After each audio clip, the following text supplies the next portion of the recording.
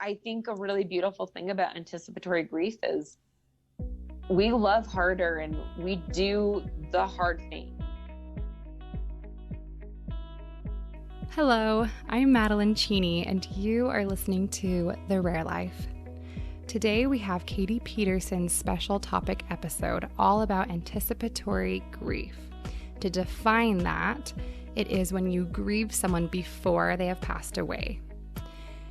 Katie has experience with this because her daughter Claire, who is 4 years old, has a terminal diagnosis. In Katie's no-nonsense, witty ways, she shares with us the evolution of her anticipatory grief as it began when Claire was a newborn and they first received her diagnosis, up till now, 4 years later, where she's able to thrive and be very happy despite this looming grief that she carries. In this episode, she also shares tips for other people who are going through it and ways that she has been able to thrive, as well as tips for us to support those that are going through it.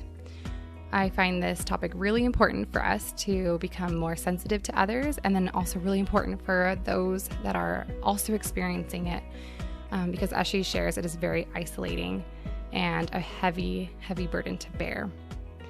So without further ado, let's get on to the episode. Hi, Katie. Welcome back to the show. Hey, thanks for having me back again. Yeah, of course. So we get to talk all about anticipatory grief and what that means to you.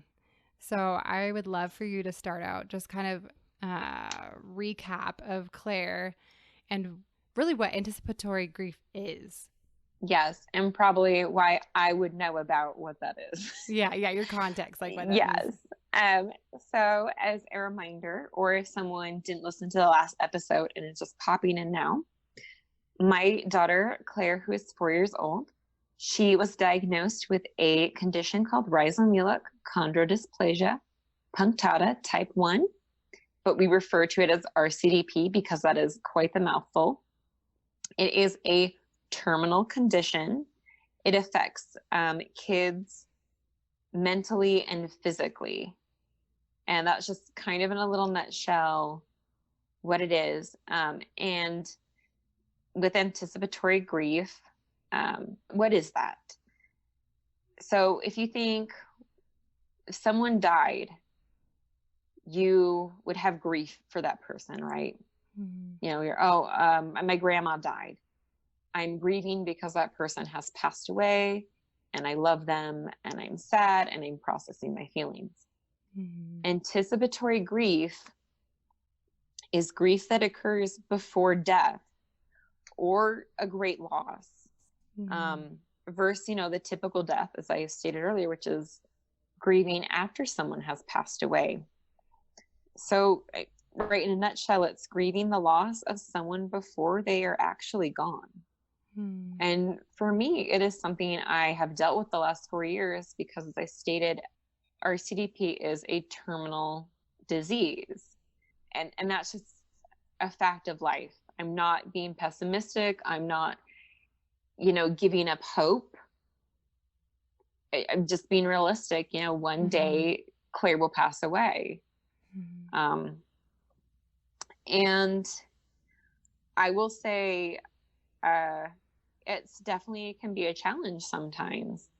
In the beginning of her diagnosis, it absolutely was an everyday occurrence because everything is so fresh and so new. And I'm not just grieving the fact that she has a disability. It's compounded because I'm grieving, her disability. And then on top of that, I'm grieving the fact that, one day I'm going to have to plan a funeral for her. I'm going to have to, buy a gravesite for her. She's going to die one day. Mm-hmm. So, you're grieving that. And especially with RCDP, when lifespan is not well defined, they kind of say max 10 years. Mm-hmm. 5 years is, quote, a long-term survivor, unquote. Mm-hmm. They say you'll get 2 to 3 years typically, I think one of the stats they told us is, 60% of children make it to their first birthday. Oh, wow. And then 30% of those children make it to their second birthday. Wow. And then 5% of those kids make it till they're 5. So on top of this diagnosis, that is like just a huge gut punch, because you really don't know. Mm-hmm. And I remember like leaving the hospital and turning to the charge nurse and saying, what do we do if she dies? Which, I mean, that's nothing. That's not something you should be leaving the hospital with your newborn asking.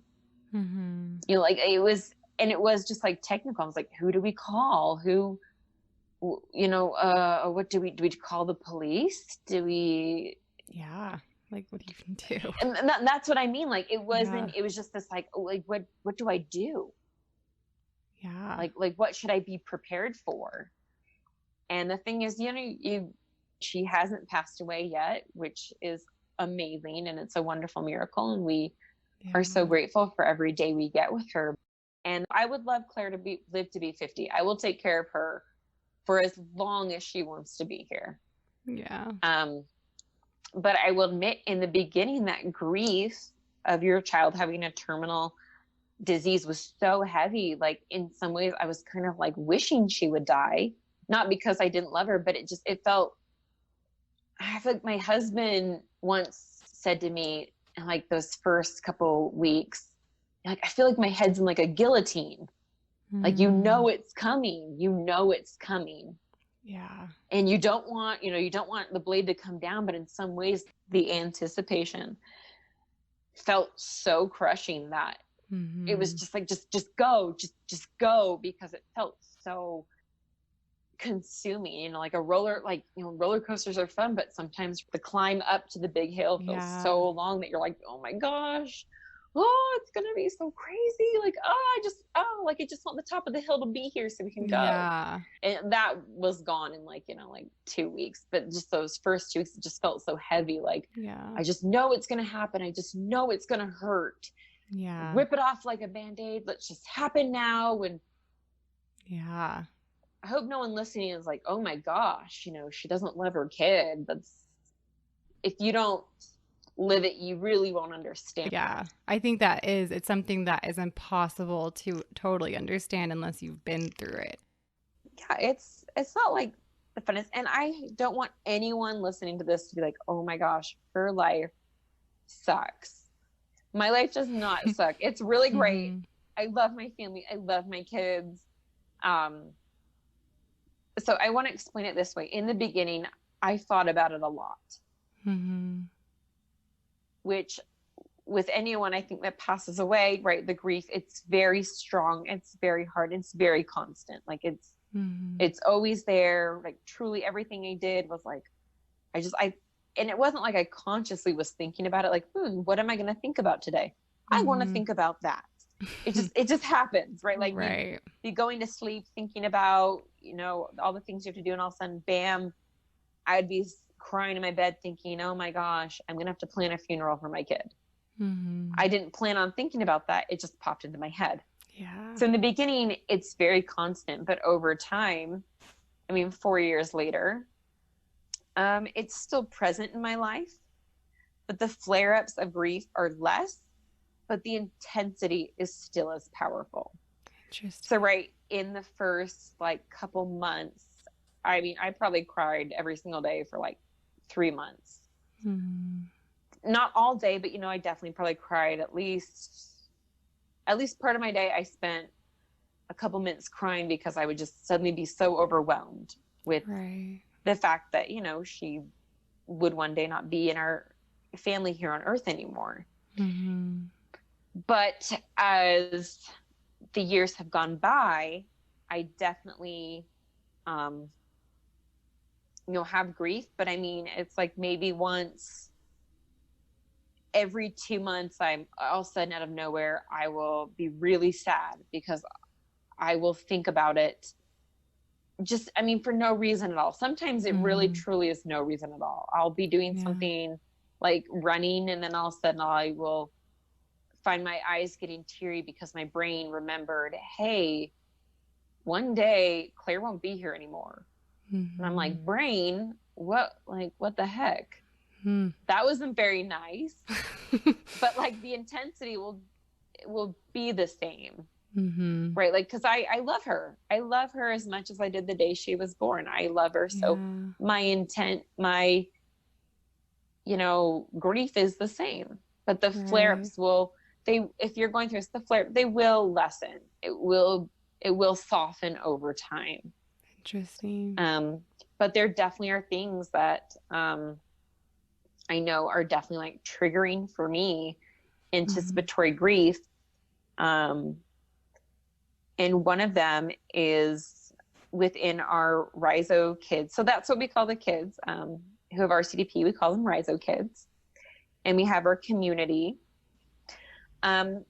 When one of these Rhizo kids dies, it is really hard.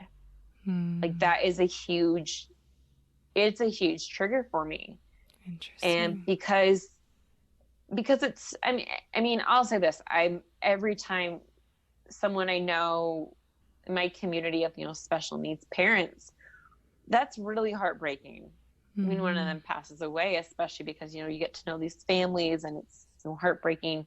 But when a child dies of the same disease your kid has, it's just a reminder how real that final outcome is. Yeah. And it's a weird thing because, you feel grateful it's not your kid, and then you feel horrible because you're happy it's not your kid.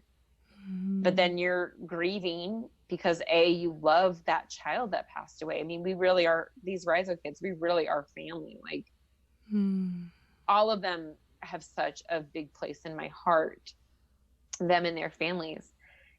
But it's a reminder that one day that will be you. Yeah. It's like I said, I'm not being pessimistic. It's just a fact. It will happen one day for sure. So that I think is probably the biggest trigger in my life currently of anticipatory grief, is when one of these kids passes away. It's really hard. Yeah. So as we're recording this, Claire is not actually 4 yet, right? She'll be 4 in 2 weeks. Yes, she'll be 4 in 2 weeks. So are her birthdays, are those triggering for you, or are they positive? Yes. I would say, especially at first, it's hard. Like holidays and birthdays are triggering. I don't spend all day crying about it, but it definitely, it taints it. The anticipatory grief taints holidays and it taints birthdays. But yeah, especially birthdays, because you don't, like I said, you want it to be such a happy day, and it definitely is. And we're really excited. We celebrate Claire and all she is, but in the back of your mind, it's how many more birthdays? And the older she gets, you just wonder, even more, how many birthdays?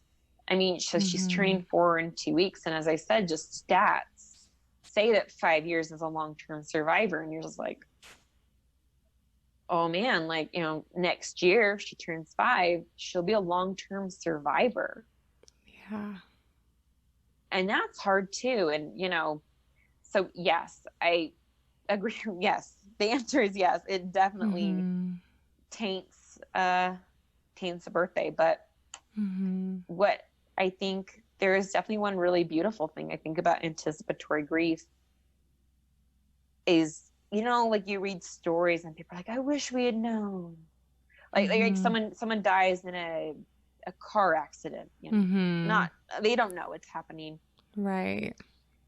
And they're like, oh, I wish we had known. I would have taken that trip. I would have told them I love them more every day. So I think a really beautiful thing about anticipatory grief is we love harder and we do the hard things. Don't get me wrong. We have some days we just kind of lounge around and we watch some movies together, and that's really fun too. But we do the hard things. We go, it's going to be hard to take Claire on vacation and pack up all of her medical gear and get all that stuff together. but we're going to do the hard thing because her life is going to be so beautiful. And we're going to do those hard things and make wonderful memories, and we're going to smile more, and we're going to love more. So in some ways, anticipatory grief gives you the gift of, of knowing that these moments are precious and you're going to take them. Yeah, that's beautiful. Do you have advice for other people that may be dealing with anticipatory grief? Yeah. So, and I want to say to people, anticipatory grief can also, it's not just for kids with terminal conditions, right? Like it's family members that are sick, or, if you have, a family member whose health is starting to decline, you'll probably get it. Or, a grandparent with dementia and watching, their mental capacity fade. Those are all things, that anticipatory grief encompasses, because you love them. You love these people. So, I just want people to know, right? This is not just for special needs parents. I think a lot of these speak to a lot of different scenarios. So I was thinking, I think one of my number one tips is to acknowledge your grief. Yeah. It is normal. Don't let anyone tell you that it is not normal, it is not right, and you shouldn't be doing it. I remember someone had told me, you should not cry. You should not cry. You should not be sad, because you can cry when she's dead. I was like, whoa, like, you can cry when she's dead. Like, she needs you to be a strong mom now. And I think part of being a strong parent is, recognizing you have emotions and you're not a robot. And, right? You can take care of them, but you don't need to be embarrassed that you feel this way. Like, you don't need to apologize. You don't say, oh, I'm sorry. I'm sad that my kid is sick and I'm scared they're going to die. I'm sorry. No, you do never apologize for that. You don't ever need to apologize for loving someone so much that you're already sad about the thought about them not being on earth with you. Yeah, because that's what that is. That's what grief is. It's love. Like, I feel like they're so intertwined, because if you didn't love someone, you wouldn't grieve them. Yeah. I read something once I thought was so beautiful. I think it says, grief is just love that has nowhere to go. And I was like, oh, that's gorgeous. Yeah. I was like, that's like, wow, I could not have put that better. Yeah. So another tip is, I think this kind of goes into acknowledging it, but you, as someone who's experienced this, you have permission to talk or not talk about this. You don't owe anyone any conversation. I don't care if it's your mom. I don't care if it's your best friend. I don't care if it's your kid's doctor. If you don't want to talk about it to them right then, you don't need to talk about it. But on vice versa, if you want to talk about it, you can. I know this sounds like weird advice, but like for me, sometimes it's very easy, and I can, in a very, like right now, it's easy for me to talk about it today. Like I can right now, talk about it in a very real way. Like, yes, I acknowledge Claire will pass away and all these things, but other days I don't want to talk about it. Yeah. And I don't owe that conversation to anyone. And no one should ever, demand that they are privy to that conversation. So that's my tip is, you don't need to talk about it to everyone, but you also are allowed to talk about it. Yeah. Yeah. I feel like that's really good advice. To have permission to do whatever you want to do with it. It's your grief. You own it. Yeah. I would also think a big thing that's helped me is finding a support group. And I don't just mean this like, oh, my parents and my siblings, like they're great, but whatever. I don't mean whatever, but I just say, find a support group, and ideally with those who have walked in the same path that you are walking now. Yeah. Who are either right now walking that same path or have been through it. Mm-hmm. Because those are people that are going to understand and are going to not judge what you have to say. And I found most of them pretty much on social media. Thank goodness. Like, what a great way to connect. Because I could just go knocking neighbor to neighbor, knock on the door. Hi, do you want to talk about this? Like, okay. Yeah, it doesn't work that way. Yeah. But I mean, I feel like some of my most real and freeing conversations with these people, you can just talk about things that you can't talk about with other people, and then no one's really going to understand. So I think finding a support group, and the reason I say social media is if right now you feel alone and no one gets it, and yes, you love your cousin, your aunt, your uncle, your siblings, whoever, if they're not walking this path with you, they're not gonna 100% understand. They might empathize, but finding that support of people who are doing that is like life-changing. So life-changing. So how did you find people, like, so specifically on social media? Are there like specific groups that you recommend, or how would you recommend going about that? So first, okay, if you're like me and your kid gets diagnosed with a condition, or even any parent, if you're not on Facebook, no, I don't work for Facebook. This isn't a plug. Get a Facebook, because they have a lot of groups on there. So one of the first things, and Claire did this, is on Facebook, we just searched, rhizomelic chondrodysplasia punctata.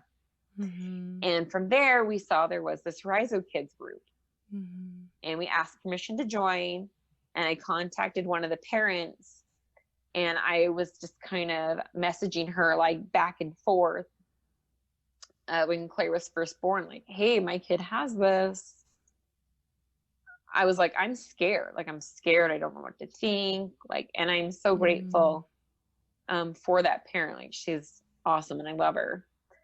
And then, so did that. And then because of her, right, I went to the group, and then she connected me with all these other families, right, whose kids also have the same condition. It was really great, right? Because, not just anticipatory grief, right, but you can share medical things, and they know more than the doctors.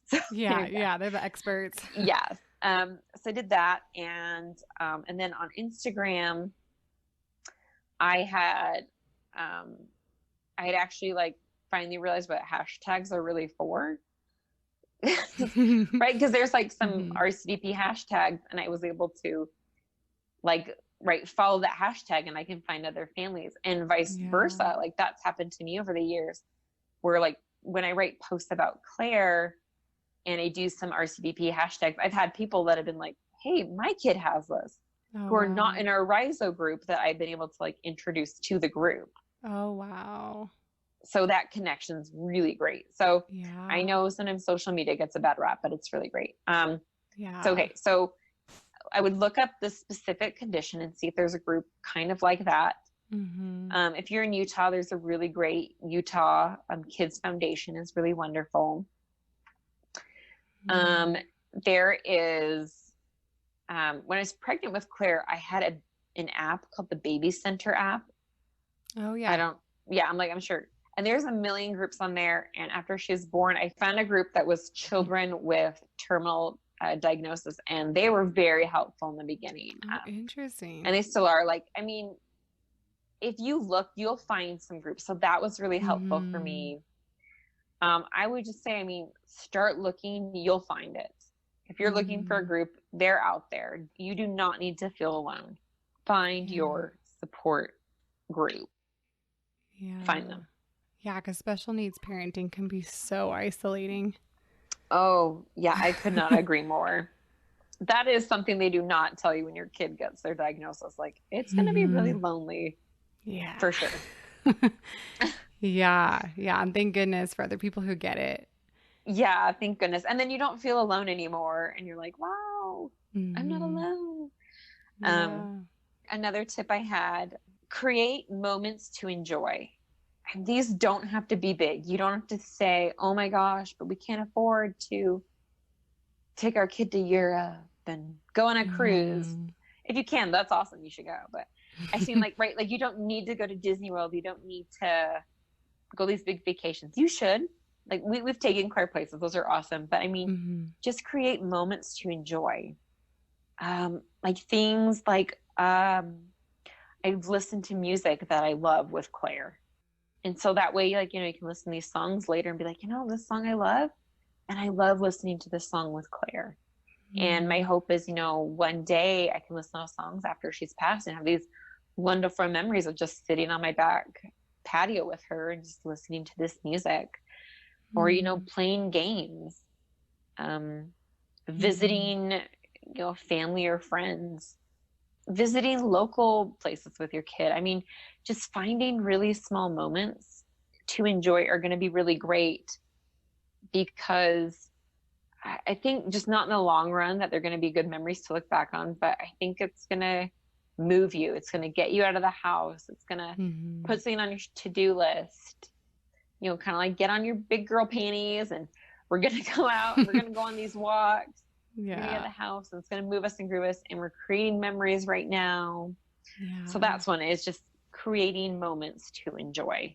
Yeah. Yeah. I bet you're so much more present too. Like, I don't know, maybe one of the little silver linings is that you enjoy those moments probably more than anyone really could without that, where they're precious. I think that is such a great way to put it.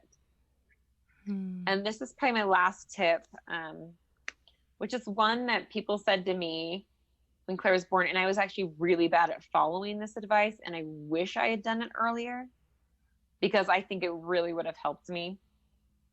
So they said to us, when you're on a plane and you're watching the safety video and it says, if there's low pressure in the plane, the oxygen mask will come down. And in the video, what does it say? It says, put your mask on before putting on someone else's. Right. And I remember hearing that and thinking, like, these people are idiots. I was like, I'm always going to put Claire first. Like, I can take care of myself later. Like, honestly, it's like, I'll take care of myself later when she's gone. No way. And this, and the guy didn't mean like, oh, go out and like ignore your kid, right? And go, on a 10-week cruise. What he meant was like, just take care of yourself. And I know this sounds so crazy, but it was like, take care of your basic hygiene, brush your teeth, make sure you're showering, eat good food for your body, go outside.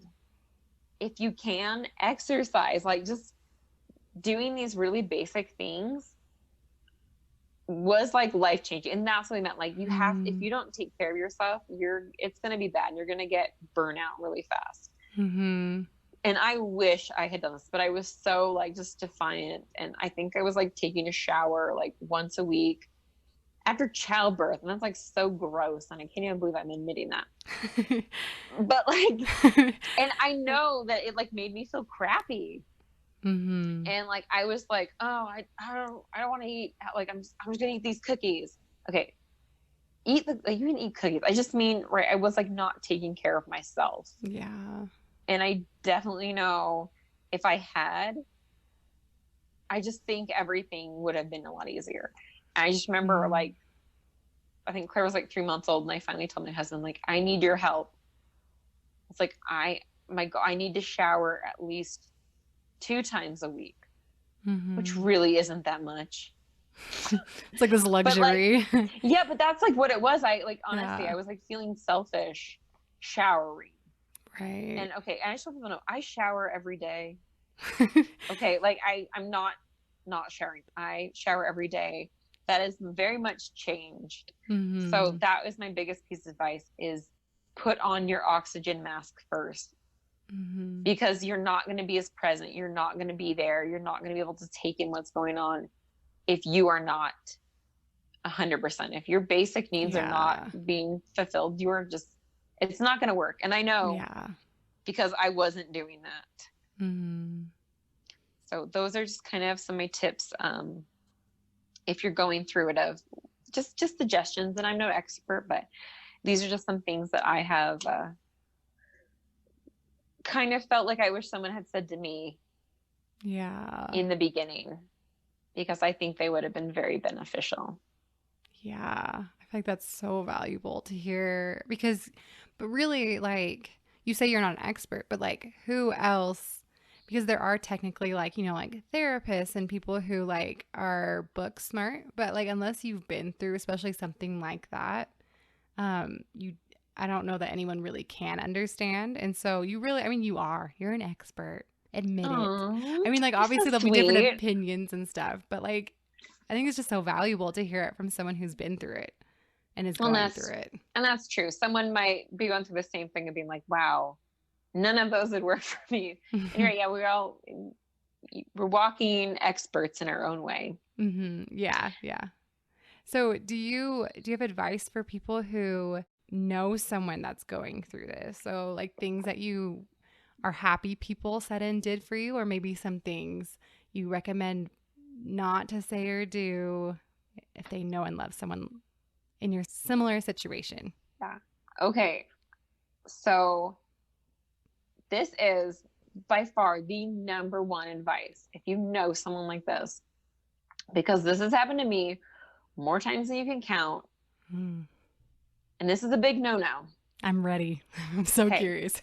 Stop asking people when their loved one will die or how long they're going to live. Don't do it.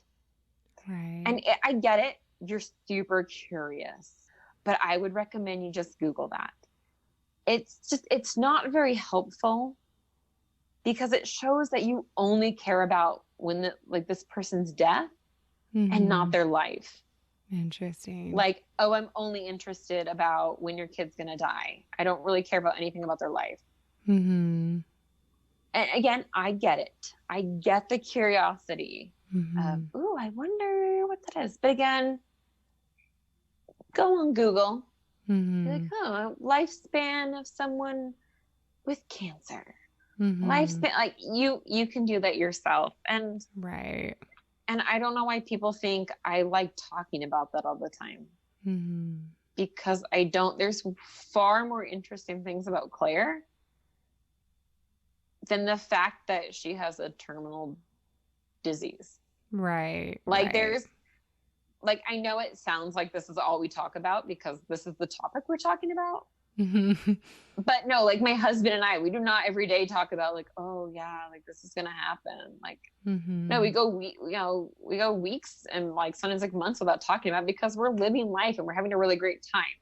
So right. So like her life is so valuable. Maybe it didn't turn out the way we thought it would, but it has just as much value as someone else. So you don't need to focus on the person's death. So stop asking us when she's gonna die, how long she's supposed to live, what she's gonna die of. Or as one of my favorite questions, someone went up to me once and was like, oh, wasn't she supposed to die already? Oh, and you're like, my what? Gosh. Like, weren't you supposed to die already? I know. That is the worst thing. Like, are you like, is this a real question? Like, no, sorry. My gosh. Like, oh my gosh. Like, like, okay, that was weird. Yeah. Okay. So that's number one. If you take away anything from that, don't do it. Don't do it. Yeah. So one I thought of, I mean, all these tips are really just about supporting someone. And I think just letting them know you're there. Like in general, that's a big tip. So I just kind of like to divide that up because that's just such a vague thing of support people. So a way you can support people, the gesture of let me know if I can do anything is really nice. And I do appreciate when people say that to me. I don't find it offensive. I think it's really wonderful. But I will rarely ever take you up on that. Not because I don't like you and I don't trust you. It's more just now the burden is on me to think of a way for you to help. And sometimes there might be things I'll think about, but especially people in like the early, if someone just gets this diagnosis, that's something, just don't burden them with, that they have to think of something for you. So Yeah. it's nice sentiment, but think of something specific and say, hi, here's a gift card for food, or can I bring you a meal this week? Like meals have been really great. I mean, just even out of the blue, people like years later, someone's like, I was just thinking about you. Can I bring you dinner? It's like, thank you. Yeah, Like that's that was awesome. so like nice. Like you didn't have to, and it's not like Claire's sick or anything. That was just so wonderful to think about. Yeah, that's awesome. Or here, hey, can I go take your car to get it washed? Hey, do you mind? I'm going to weed your garden for just 10 minutes. I'm just going to weed your garden for 10 minutes. Or maybe you have other kids. Hey, can I take your baby on a walk? Get them out of your hair for 20 minutes. So I think that's really great if you can just even think of small things to do, or even just be like, hey, if you're comfortable, can I come? Let me vacuum your house. Like, we don't even have to talk. I'll come vacuum your house. Do you have laundry that needs to be folded? Right. So specific gestures, I think, are really, really great.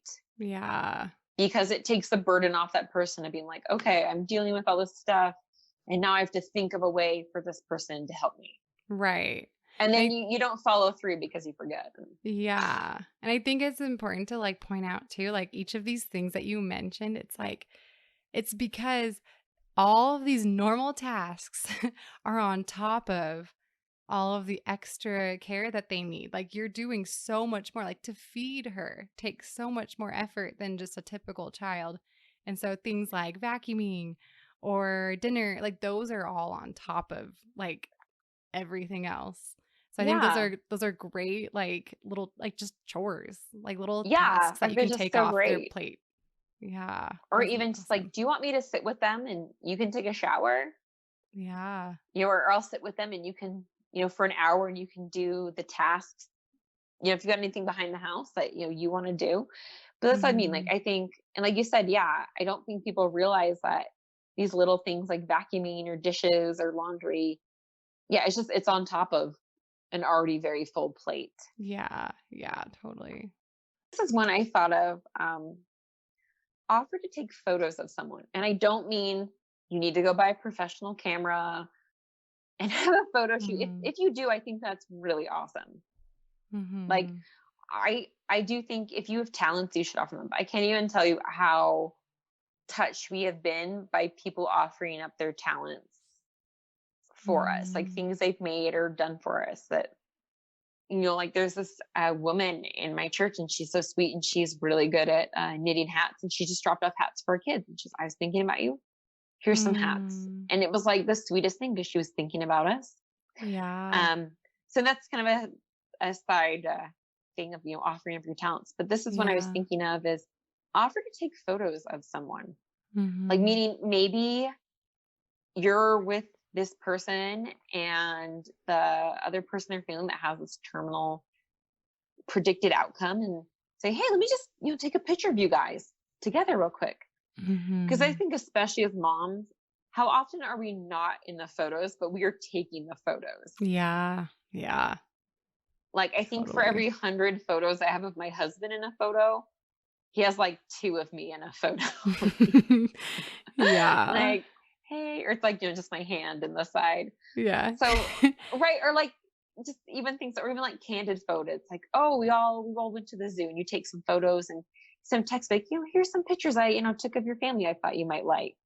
And I know that sounds kind of weird, but it's, it allows us to be in the moment, these photos. And I think, you'll really appreciate these photos in the long run, especially like some of the more candid ones, even of like, oh, look at this photo I got of you guys, reading together or playing around.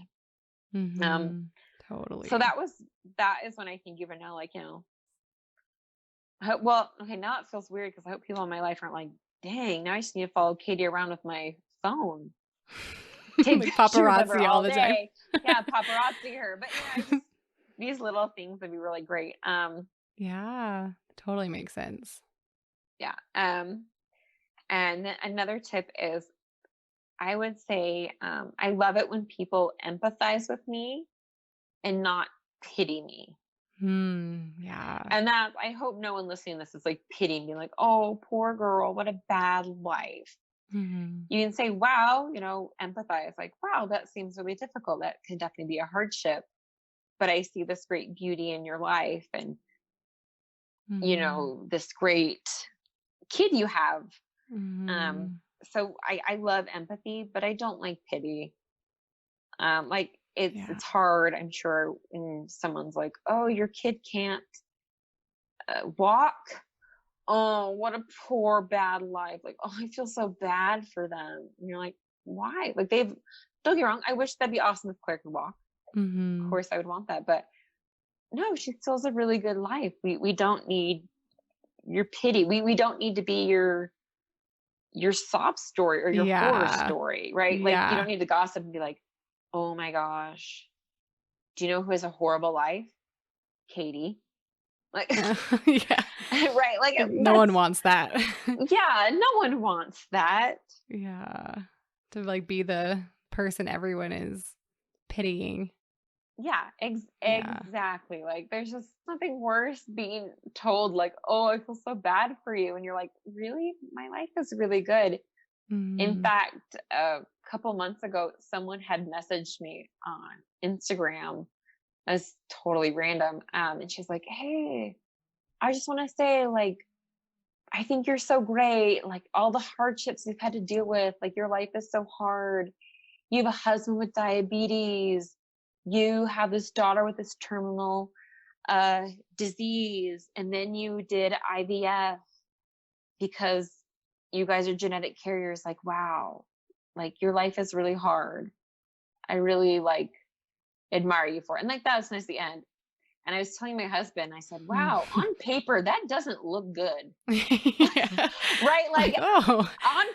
on paper, that doesn't look good, but it's good. Our life is really great. We have a really Yeah. wonderful life together. But yeah, like on paper, that didn't look very Like, good. don't read that back to me. I don't wanna hear it Exactly. that Like I was like, way.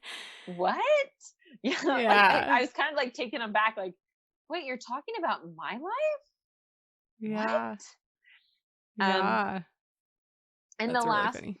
and the one of the last thing is I would say is validate their feelings. Um, Mm. they don't need to be told not to feel some way um, or what they should or should not do. Mhm. And listen to them and don't forget them. I mean, when I say validate, you go, wow, well, you know who has it worse? We all know someone has it worse, but it Mhm. doesn't really help us. And it just lets us know to seek support somewhere else. Yeah. Yeah, Um, totally. and I also say, any kind juju or prayers or anything towards that person, they're always appreciated. And so Mhm. those are just kind of, I think, some good tips for people who um, who can help others who are dealing with anticipatory grief, just in my experience. Yeah. That was so awesome. I feel like that's gonna really I feel like that is so impactful for, like, really awareness of anticipatory grief and even to have, like, a name for your feelings, to be like, "Okay, that's what I've been experiencing," and to know that you're not alone in feeling those things and you don't have to feel guilty. And I think it's great to be able to hear just like a really candid, like, here's what not to do and say, and here are things that are helpful. I feel like that is just going to be that's such a impactful thing to have out in the world. And so I'm so grateful for you to open up about a topic that obviously is near and dear to your heart and probably painful, like you said, like to talk about and to think about. I'm so grateful for you to open up and share those things with us today. Well, thank you so much.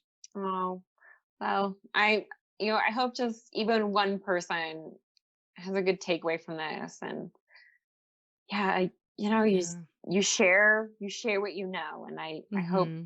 I hope it helps someone. Just even one person out there would make me so happy. And I'm so glad that you reached out. This is so great. I'm so glad you're doing this podcast. I think it's going to open, ears and hearts. And, I think it's going to change people's perspectives of a world that they might not know. So thank you so much for having me here. I think it's so great. Thank you. And you're welcome. If you want to connect and interact with other parents of rare kiddos, join our Facebook support group called Parents of Children with Rare Conditions. It's great, and the more the merrier. Join me next week for episode 22 as I chat with Tara Dosakal about her nonprofit and the healing power of giving back. See you then.